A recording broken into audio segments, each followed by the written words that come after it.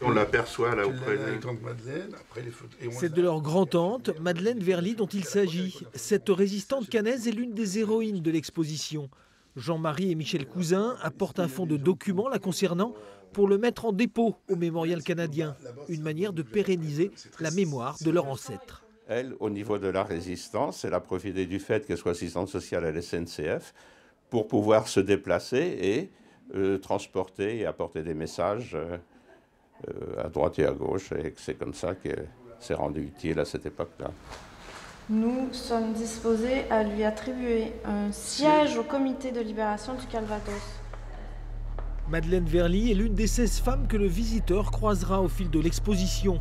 Un parcours inédit braquant le projecteur sur ces millions de femmes qui, à leur manière, ont fait la guerre, y jouant un rôle glorieux pour certaines ou bien modeste pour d'autres, et le plus souvent sans grande reconnaissance.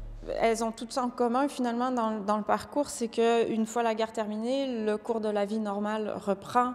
Elles acceptent de vivre sans reconnaissance vraiment officielle, et la reconnaissance officielle va venir très tard ou parfois jamais.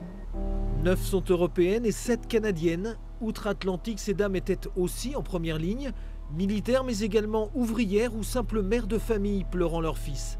Au-delà de ces portraits, Grandes femmes dans la guerre entend leur rendre hommage à toutes, sans exclusive, y compris une Allemande et une Autrichienne, figurent dans leur pays de la résistance anti-nazie.